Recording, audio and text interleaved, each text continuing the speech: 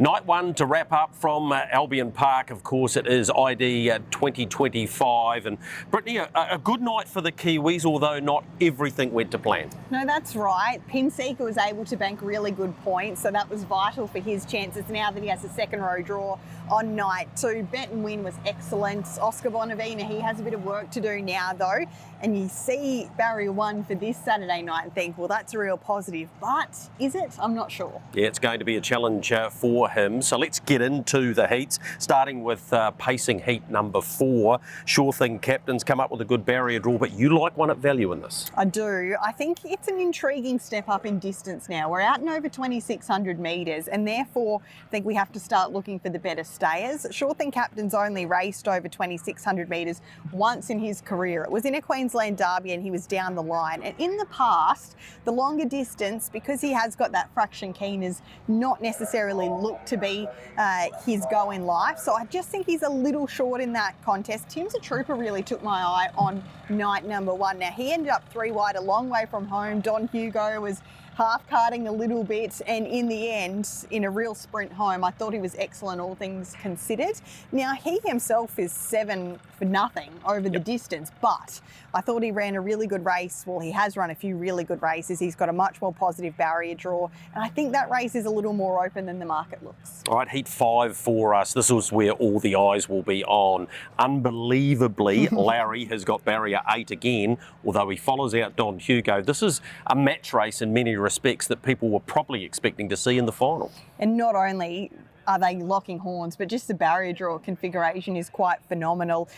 Hearing throughout the week Grant Dixon coming out and basically saying, I don't think I can afford to play for luck, because not only does it give the tactical advantage to Luke McCarthy, where does the pressure come from? And then if they break 27 or potentially even 26 on the way home, it just takes, I guess, all luck out of the equation. Yep. So I'd expect him to work off the fence pretty quickly. And I have a funny feeling if he gets up outside Don Hugo early enough, I think he could even roll onto the front. So he's a bet in the race for mine. And off the back of that, if he is to beat Don Hugo this week, what price does he start in the grand final? Even maybe shorter than the 125 he's currently available. Yeah, remarkable, isn't he? Pinseeker has to cop both of those, but nice points again should see him make the final. The third pacing heat features Speak the Truth from a good draw, needs massive points. Rakiro Rebel, captain's knock, was really, really good on night 1. Just on Pinseeker as well, caught up with Johnny Cox this morning, and he just said he over-raced, as we rightly pointed out, on Saturday night. He's going to put the hides hood on him on Saturday night just to try and settle him a little bit, because he said he can't afford to do that.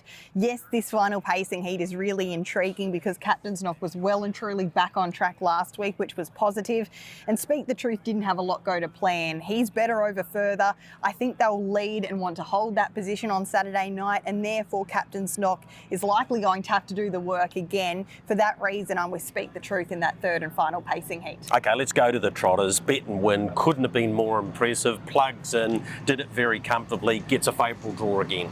Yeah, he was excellent, wasn't he? And I think it was just a perfect start to his series, and he showed that gate speed. I think there were a few queries, but he pushed the mobile out of the way. He gets a really positive gate again, up to 2,600 metres, which we know is not going to hurt him and might hurt a few of his rivals.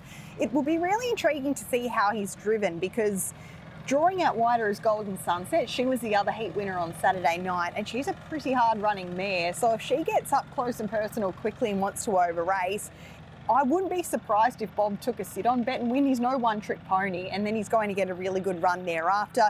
The other runner in that heat who needs to get big-time points is London to a Brick. Yep. He got it all wrong on night 1. He needs to probably win or run second to even be a chance of making the grand final. And of course, not as promised there. Nathan Dawson selected to drive him, and Gus was awesome on night 1. And then we get to the trickiest heat of the night, and of course, it does feature Oscar Bonavina, who has the early pre-post favourite for the final, RC Phoenix, right on his back. So much will determine his chances by what Oscar does. I don't know how to play this race, because you think, well, even if he trots away and he gets leaders back or 3 fence, he's still fast enough to overcome it. But there's really no reason for him to make these mistakes. So even if they do cuddle him early, I'm not putting it past him just to do something silly, and that therefore directly affects RC Phoenix, who looks his major danger. So I think they'll just be stone cold on him early.